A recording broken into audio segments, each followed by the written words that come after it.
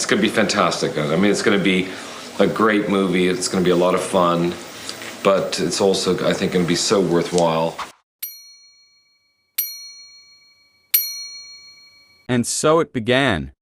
Star Wars had just created 3 blockbuster movies and was hoping to replicate its success through the prequels. For those who can't read the title, I am going to be explaining why these movies were so good and what made this trilogy so amazing. Let's first begin with Episode 1. Now, many will argue that The Phantom Menace was the worst out of the 3, and I would probably agree. However, it was undoubtedly a good movie nonetheless. It introduced us to some of the best characters like young Obi-Wan and his master Qui-Gon, and also an extremely young Anakin Skywalker. Let's also not forget to mention Darth Maul, one of the coolest Star Wars antagonists ever. Anyways, moving on from the great characters, I would also like to bring attention to the fantastic choreography shown in these movies. Star Wars is known for its action-packed lightsaber duels, and the prequels really live up to these standards. Episode 1 also contained comedy through Jar Jar Binks. Although some people might argue that he was annoying, I thought he was a great addition to the movie.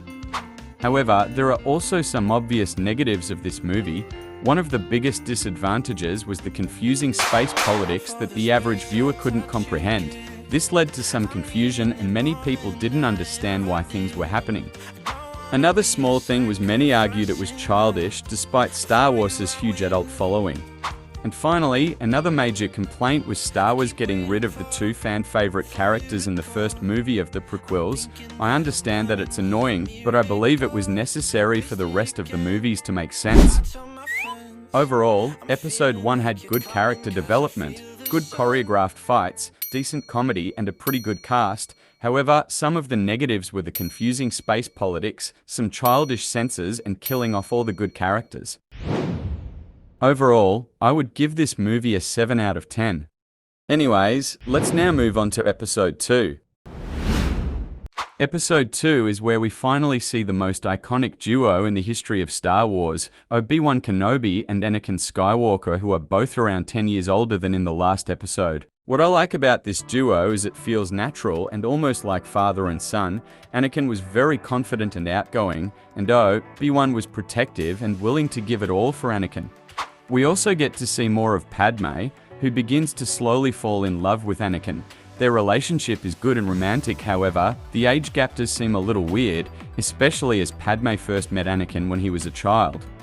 The plot is also a little weird for this movie, which I will talk about after this, but basically, Anakin and Obi-Wan were meant to protect Padme from an assassination and to try and find who did it. We then got this really cool flying car chase scene with Anakin Skywalker and Obi-Wan chasing down a shapeshifter who tried to assassinate Padme. Anakin shows his great force senses here by perfectly jumping onto their vehicle from a great distance. However, once they catch the shapeshifter, she was shot with a poison dart and killed before she could give the Jedi any information. The person who killed her was no other than Jango Fett. What makes this funny is Count Dooku, who we will talk more about later, sent Jango Fett to kill Padme, but he sent a shift shaper who sent a drone, which then sent a bug to kill Padme, and to top it all off, Jango decides to kill the shapeshifter instead. Now we see a few scenes of Anakin and Padme, who have been sent to Naboo for Padme's safety. Anakin is meant to quote-unquote protect Padme, but instead is just constantly flirting with her. This adds some decent romance to the film, although me myself would rather see more fights. Meanwhile, Obi-Wan's search for Jango Fett has led him to Kamino, where he finds out about the clone army being produced for the Republic. On his way out, he tries to prevent Jango Fett from leaving, and we get another pretty cool fight scene. The one thing I do like about this fight is that it is different and it shows something other than saber on saber combat. However, Jango Fett flees to Geonosis, where Count Dooku is already waiting for Obi-Wan's arrival, and Obi-Wan is captured. Count Dooku's talk with Obi-Wan tells us more about his character.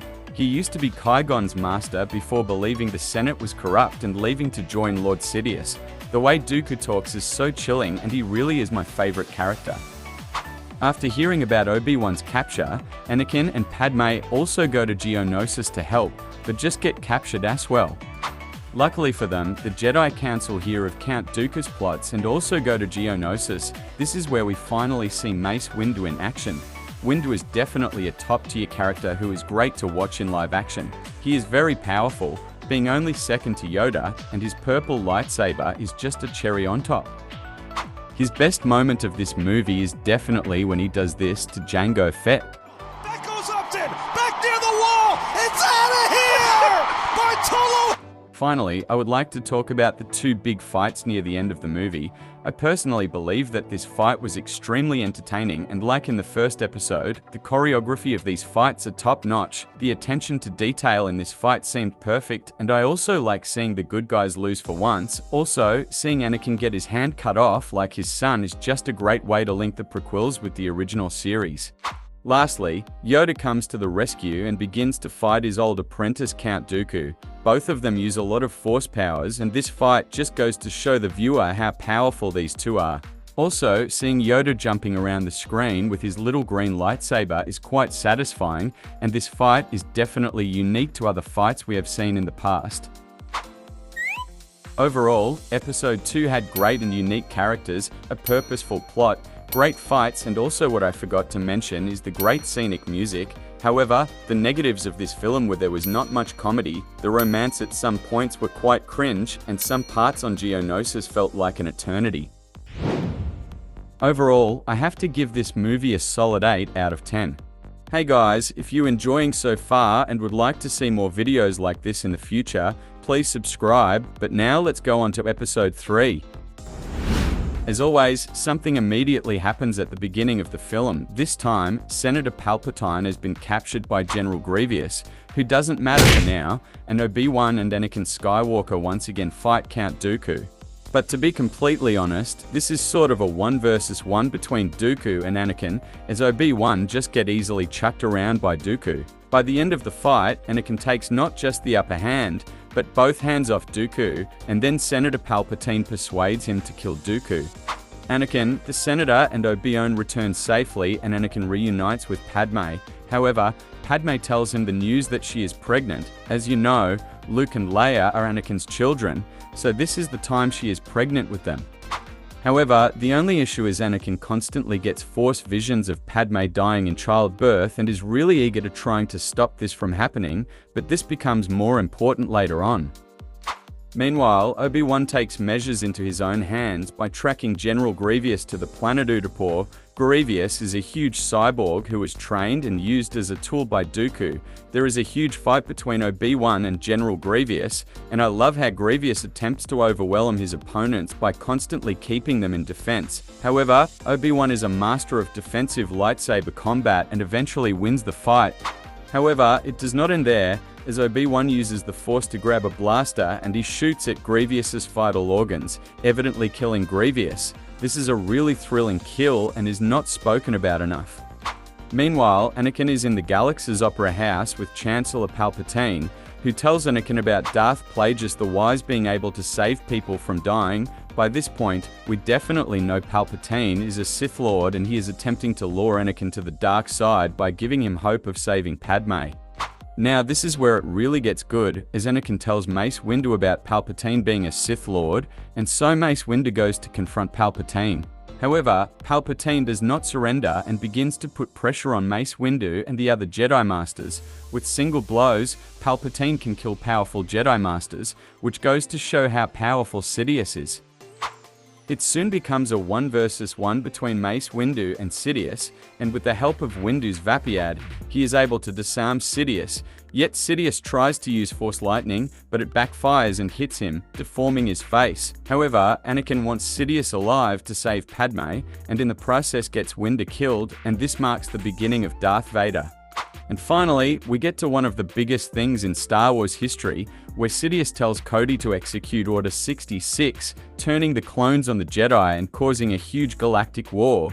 Seeing this happen when it first came out in cinema was both thrilling, yet terrifying.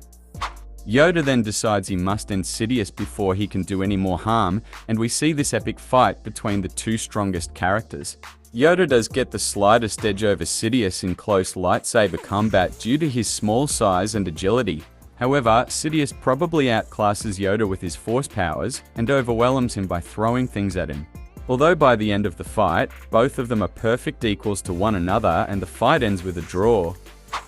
To be honest, there is so much to talk about in Episode 3, such as Anakin being a youngling slayer, but I think I will talk about the Battle of Mustafar.